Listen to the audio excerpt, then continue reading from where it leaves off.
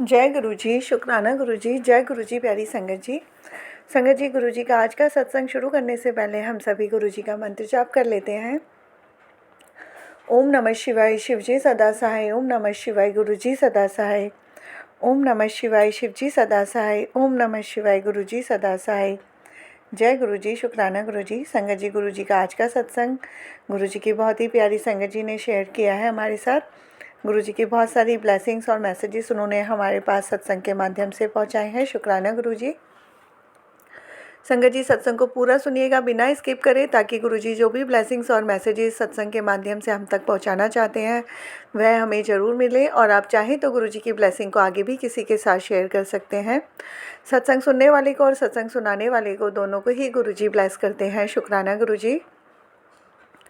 संगत जी, अगर आपने अभी तक चैनल सब्सक्राइब नहीं किया तो ये नया चैनल है। चैनल को सब्सक्राइब करके बेल नोटिफिकेशन को ऑल पर सेट कर दीजिएगा, ताकि जैसे ही गुरु जी के सत्संग का नया वीडियो अपलोड हो तो उसका नोटिफिकेशन आपके पास टाइम टू टाइम आए और गुरु जी की ब्लेसिंग्स भी सभी तक पहुँचे।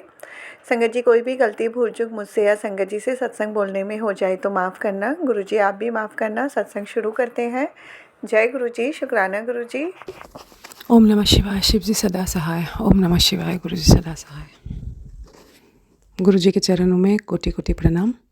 जय गुरु जी। संगत जी, ऐसा हुआ, ये मेरा 5वां सत्संग है और जैसे सब लोगों को मैसेज मिलता है कि अपना सत्संग शेयर किया जाए, उसी तरह से मुझे भी बहुत शुक्राना करने की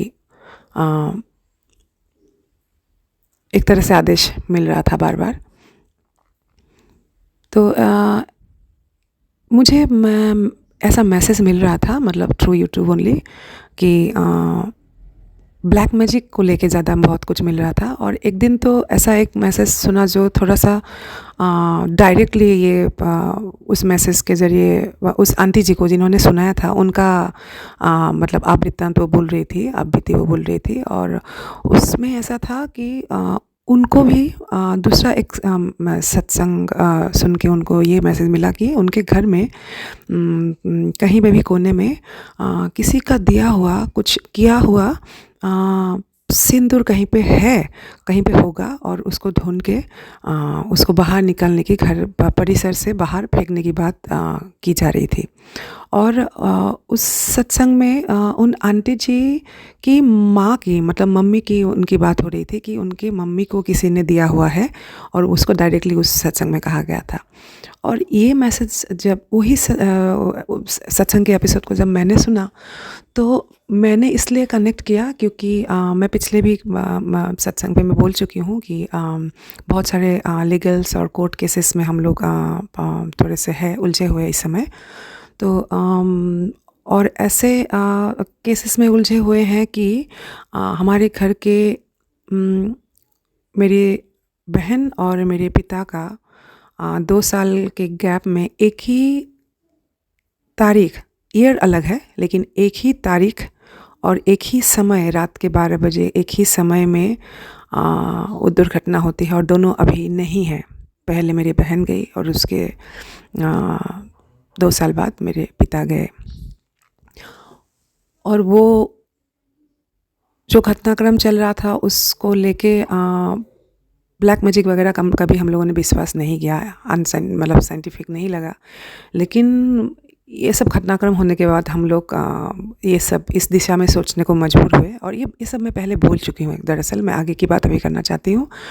इस बार ऐसा हुआ, जब वो मैसेज मिला, सत्संग मिला, सुना हमने, तो मुझे अचानक से मैंने ये कनेक्ट किया क्योंकि 2 दिन बाद ही, मतलब अमावस था। और हर अमावस के समय आजकल ऐसा होता है, एक चौकन्ने से हो जाता है कि ये पता है अभी कि जो भी तंत्र का कोई करते होंगे तो नॉर्मली इस समय में ही करते हैं।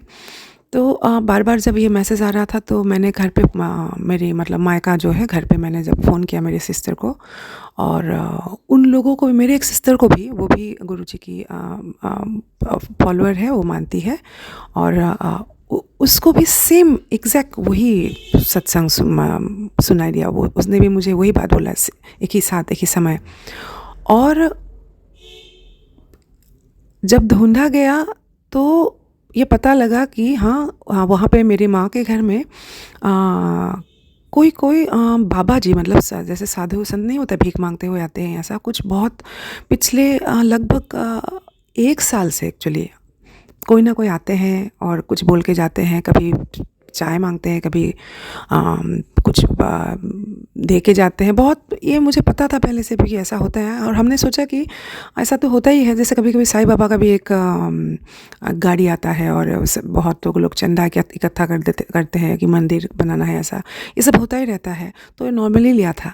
लेकिन इस बार जब डायरेक्टली ऐसे सत्संग में बोला गया कि किसी का दिया हुआ माँ का जिक्र गया था उस आंटी जी के सत्संग में, तो इधर जब मैंने अपने माँ को फ़ोन किया, सिस्टर को उससे बात किया, तो पता लगा कि हाँ मेरी माँ के जो छोटा सा एक मंदिर है घर में, वहाँ भी वो जो साधु बाबा लोग घर पे आते हैं कभी कभी, तो एक समय में उन्होंने किसी ने दिया है और वो सिंदूर माँ के मंदिर में मिला।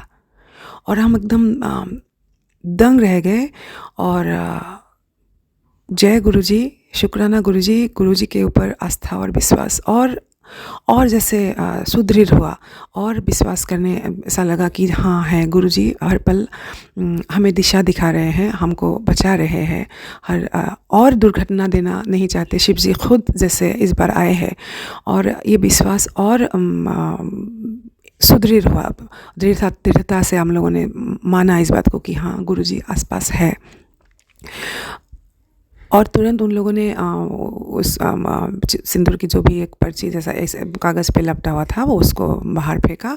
और फिर मैंने सिस्टर को बोला और भी अगर कुछ ऐसा है तो फेंक देना है बाहर, क्योंकि उस सत्संग में ऐसा कहा गया था कि ऐसा कुछ भी मिले तो बाहर फेंकना है घर परिसर से। और फिर मेरी दूसरी वाली छोटी बहन के पास एक उन साधु बाबा द्वारा दिया गया ही एक कोई शनि भगवान का कोई अंगूठी और रुद्राक्ष ऐसा दिया था, उन लोगों ने लिया था। ये बात मुझे पता नहीं था, लेकिन अब ये बात निकला तो अभी सब लोगों ने बोला, तो सब बाहर घर परिसर से बाहर फेंका गया। और गुरुजी को बहुत बहुत प्रणाम, बहुत बहुत शुक्रिया। जय गुरुजी, शुक्राना गुरुजी। ओम नमः शिवाय, शिवजी सदा सहाय। ओम नमः शिवाय, गुरुजी सदा सहाय। ओम नमः शिवाय, शिवजी सदा सहाय। ओम नमः शिवाय, गुरुजी सदा सहाय। जय गुरुजी संगत जी। मेरा जो रिलीजियस स्थिति है वो ऐसा है कि मैं जन्मगत रूप से हिंदू धर्म से, सनातन धर्म से संबंधित हूँ, और शिव जी को ही हम लोग आराध्य मानते हैं। नाथ संप्रदाय जो होते हैं, जोगी नाथ, उस संप्रदाय से मैं बिलोंग करती हूँ। लेकिन मेरा प्रेम विवाह हुआ और मेरी शादी इस्लाम धर्म में एक मुस्लिम इंसान के साथ हुआ, और उस नाते मैं इस्लाम धर्म को कबूलती भी हूँ और बहुत सम्मान करती हूँ। और ऐसा बहुत ये नहीं रहा, क्योंकि हम आर्टिस्ट हैं एक्चुअली, हम लोग मीडिया लाइन से संबंधित है, बहुत ऑर्थोडॉक्स के हिसाब से हम ये सब नहीं सोचते हैं। हम लोगों के लिए अपना जो कार्य है वो ही एक्चुअली कर्म ही धर्म है, इसको ज़्यादा मानते हैं। और सबको प्यार मोहब्बत करना सबसे बड़ा धर्म तो ये है। बाकी पर्सनली घर में शादी के बाद धर्म से संबंधित हम लोगों में कोई कभी मतभेद नहीं रहा। मतलब एक दूसरे के धर्म को बहुत सम्मान करते हैं, मानते हैं, सब कुछ होता है। ईद भी होता है, दिवाली भी होता है, होली भी होता है, सब कुछ एक साथ चलता है। मैं जो सत्संग अभी बोल रही हूँ, एक्चुअली आज से रमज़ान महीना शुरू हुआ है, और शाम के जो नमाज़ होता है, मगरिब नमाज के बाद घर में जैसे सबको, बड़े लोगों को फ़ोन करना, सलाम करना और रमज़ान की मुबारकबाद देना, ये सब शाम को मैंने किया। और उससे पहले कि घर के एक कोने में जैसे स्वयं महाशिव रूपी हमारे गुरुजी विराजमान है, उनका स्वरूप है और एक ज्योत, एक दिया जलता रहता है। मैं उनके पास भी गई और जाके मैंने बोला, अस्सलाम वालेकुम गुरुजी। जैसे तो आपको पता है मैं इस धर्म से भी ताल्लुक़ रखती हूँ और बाबा भोलेनाथ तो जन्मगत रूप से ही वो आस्था कभी जाएगी नहीं, तो मुझे पता नहीं मैं क्या हूँ, लेकिन मुझे ये पता है कि मुझे आप लोग बहुत प्यार करते हैं और मैं भी आप लोगों को बहुत बहुत ज़्यादा सम्मान करती हूँ, बहुत ज़्यादा। मेरा सब कुछ तो भोलेनाथ ही है। तो मैंने उनको कहा कि रमज़ान मुबारक आपको भी गुरुजी। ये महीना मैं मन में एक ऐसापन है कि क्योंकि बच्चे भी हैं और एक माँ जो होती है, मेरे हिसाब से माँ का कोई धर्म नहीं होता, माँ को शिक्षा देना होता है। माँ को फर्स्ट टीचर एक्चुअली माँ ही होती है बच्चे के लिए। तो उस नाते मैं नमाज़ भी पढ़ती हूँ, मैं सीखी भी हूँ और मेन मकसद जो है बच्चों को वो एकता बोध घर में माहौल रखना, वो दिखाना कि ये भी है वो भी है और इसी का नाम भारतवर्ष है हमारा। तो गुरुजी से मैं मन से बात कर रही थी। तो ये महीना मैं गुरुजी चाहती हूँ कि रमज़ान अच्छा से बीते और अच्छा से मैं रोज़ा भी रखूँ, नमाज़ भी पढ़ूँ, लेकिन आपका मंत्रोच्चारण हमेशा होगा और दिया भी चलेगा। आपका आशीर्वाद चाहिए। आपको अस्सलाम वालेकुम। पता है मैं हैरान रही, ऐसा मैंने सत्संग और कभी मतलब बहुत सत्संग सुनी हूँ, लेकिन इस तरह का सत्संग नहीं सुना था। 2 घंटा बाद ना एक मैसेज आता है किसी और का सत्संग मतलब, और उसमें ये बोला जाता है कि कोई छतरपुर के बड़े मंदिर कोई एक आंटी दूसरे एक मुस्लिम आंटी को लेके जाती है और पता नहीं गुरुजी उनको बोलते हैं कि अस्सलाम वालेकुम, और खुद फिर थोड़ी देर बाद जब आंटी जी सामने से जवाब देने में थोड़ा झिझक रही थी तो खुद ही बोलते वालेकुम अस्सलाम। तो मुझे सुनने के बाद मतलब मैं ये हो गई कि बस अभी 2 घंटा पहले मैंने सलाम किया है गुरुजी को और 2 घंटा बाद उन्होंने ऐसा सत्संग से मुझे वालेकुम अस्सलाम मुझे जवाब दिया उन्होंने। और वो टेलीपैथिकली जो समझ में आता है ना, वो तो मुझे बोलने की ज़रूरत नहीं है। मैं मतलब एकदम इसलिए हैरान हुई कि मैंने ये उम्मीद नहीं किया था, एकदम ही उम्मीद नहीं किया था। लेकिन गुरुजी को सलाम फिर से करती हूँ, बहुत बहुत शुक्रिया गुरुजी। दिन ब दिन आप पे आस्था, आप पे भरोसा, आप पे विश्वास बढ़ता जा रहा है। क्या बोलूँ और, बस सही राह पे चल, आप जिस तरह से चाहते हैं हम उस राह पे रहे। हमसे गलत कर्म, गलत वाक, ये सब कम हो, हमें राह दिखाते चलिएगा गुरुजी। ओम नमः शिवाय, शिव जी सदा सहाय। ओम नमः शिवाय, गुरुजी सदा सहाय। ओम नमः शिवाय, शिव जी सदा सहाय। ओम नमः शिवाय, गुरुजी सदा सहाय। जय गुरुजी। संगत जी, हम लोगों का ट्रांसफरेबल जॉब जैसा ही है। हम लोग का मीडिया लाइन से जुड़े हुए हैं और उसके चलते मेरे 2 बेटे हैं। मैं परेशान थी बहुत दोनों के स्कूल के एडमिशन को लेकर, क्योंकि बार बार ऐसा हो रहा था कि यहाँ कुछ 5 साल अगर मुंबई में थे तो उसके बाद 5 साल नॉर्थ ईस्ट में चले गए, फिर